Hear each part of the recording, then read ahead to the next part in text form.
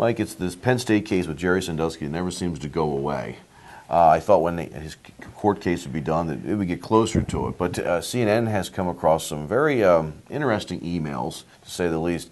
And I think in some cases it's very damning for some of the people that have said that, no, we did not perjure ourselves, that they had their hands and knew some other things. CNN has these emails that says, it has Schultz and Curry and Spanier on there, mentions Joe Paterno a little bit as well.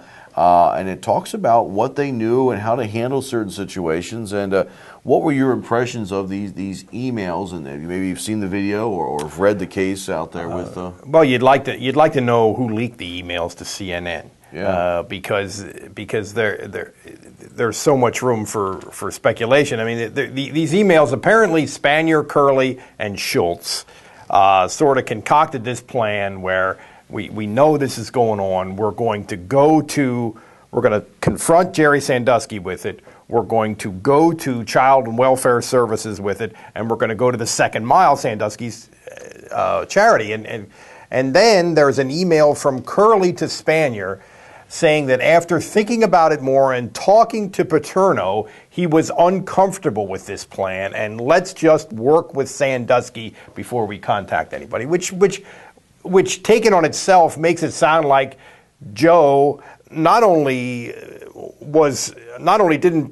wasn't active in stopping the cover-up, but was an active participant in concocting the cover-up. But there's lots of things. I mean, there's lots of open-ended things.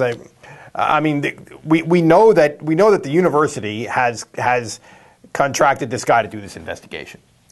So presumably, the Board of Trustees, is in is close to him and could reasonably be assumed to be a source of the emails, leaking them to CNN.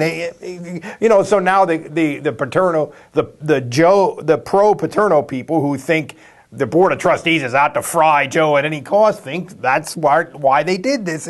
It's. What's going to happen eventually is that Tim Curley is going to get on a witness stand in a courtroom, and that testimony will have an enormous impact on how we perceive Joe Paterno's legacy. That's the bottom line. That's a great point.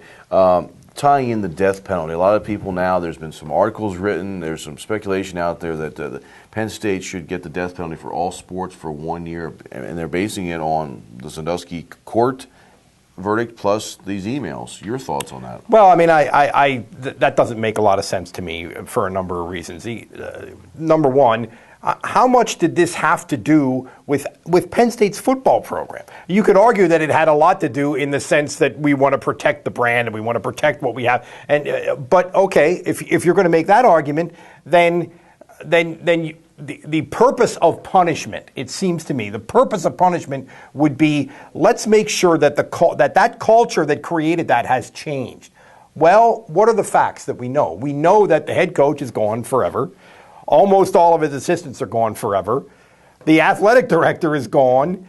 The president of the university is gone. Right. And the criminal is going to jail for the rest of his life. Now, that sounds to me like a pretty good start toward changing the culture. Right. And the new coach is a guy who seems to be going about things in a much different way. So, okay, NCAA, come in, investigate. Is he indeed doing things in a different way? And if there's reason to believe he's not, then you go in there and penalize. But if there's no reason, then the culture change has, as well as we can sort of institutionally figure it out, taken place. So the death penalty doesn't make sense unless you say, well, there's so much pressure to win. Well, if that's the thing, then give college football in its entirety the death penalty. Eliminate the sports, which obviously is not going to happen. So the death penalty doesn't make any sense to me. Don't punish just to punish, and that's what it seems like. If they would come in and do something here, and certainly don't punish just to punish, and to punish the people who are here now who are creating this new culture. Yeah, that's a good point.